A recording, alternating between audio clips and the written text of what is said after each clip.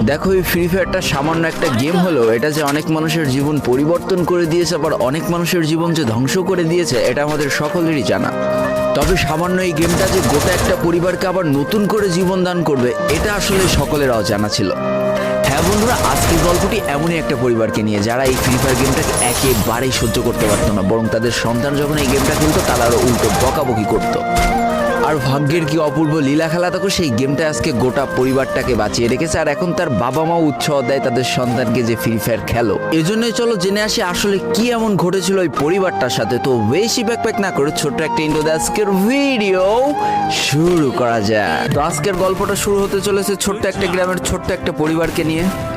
বাবা মা এবং তাদের দুই সন্তান অর্থাৎ দুই ভাই, ছোট্ট একটা পরিবার, খুব সুন্দরভাবে তাদের জীবনযাত্রা চলে যাচ্ছিল। বড় ভাই একটা কোম্পানিতে লেবারের চাকরি করে, বাবা কৃষিকাজ করে, আর তাদের ছোট সন্তান অর্থাৎ ছোট ছেলে কিন্তু ক্লাস 8-এ পড়াশোনা করে।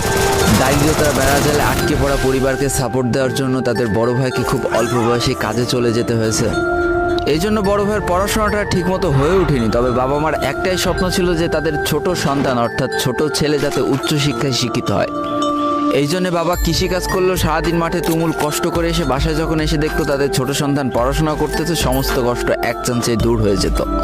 আর তাদের ছোট সন্তান পরিবারের অভাব দেখতে দেখতে বড় হচ্ছে, তো তাই সে একটা সময় ঠিক করেই ফেলে যে তাকে অনেক বড় হতে হবে, লেখাপড়া করে অনেক বড় মানুষের মতো মানুষ হতে হবে। আর ঠিক এমনটাই হতে থাকে। তাদের ছোট ছেলে খুব ভালো রেজাল্টও করতে থাকে, প্রত্যেক ক্লাসে টপ হতেও থাকে। তবে তার একটা বদ অভ্যাস ছিল, সেটা হচ্ছে ফ্রি ফায়ার গেম খেলা। করোনা চলার সময় যখন তার স্কুল বন্ধ হয়ে যায়, তখন তার বাবা এবং বড় ভাইয়ের জমানো কিছু টাকা দিয়ে তাকে একটা ফোন কিনে দেওয়া হয় অনলাইনে ক্লাস করার জন্য। তার ফোনটা ছিল 3 GB র্যামের একটা ফোন। তবে এইখান থেকেই তার ফ্রি ফায়ার গেমের সাথে পরিচয় হওয়া।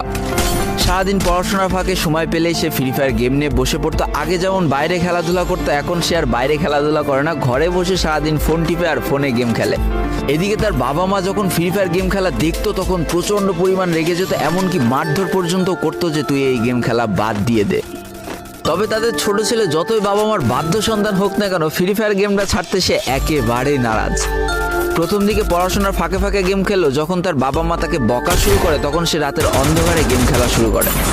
তবে বন্ধুরা, বলে রাখা ভালো, সে কিন্তু তার পড়াশোনা একেবারেই ঠিক রেখেছিল, অর্থাৎ গেমের কোনো কালো ছায়া পড়াশোনার উপরে কোনোদিনই সে পড়তে দেয়নি, যার কারণে তার রেজাল্টও মোটামুটি ভালোই হতো। এতদিন পর্যন্ত পরিবারের সবকিছু ঠিকঠাকই ছিল। এবার আস্তে আস্তে পরিবারটা একটু একটু করে ভাঙতে শুরু করবে। পরিবারের সকলের সম্মতিতে পরিবারের বড় ছেলের সাথে পাশের গ্রামের একটা মেয়ের বিবাহ সম্পন্ন করা হয়। আর যেন বিবাহের কয়েক মাস যেতে না যেতে বড় ভাইয়ের পরিবর্তন লক্ষ্য করতে শুরু করা যায়। এতদিন ছোট ভাইয়ের পড়াশোনা খরচ বড় ভাই আর বাবা মিলে চালিয়ে আসলো, এখন আর বড় ভাই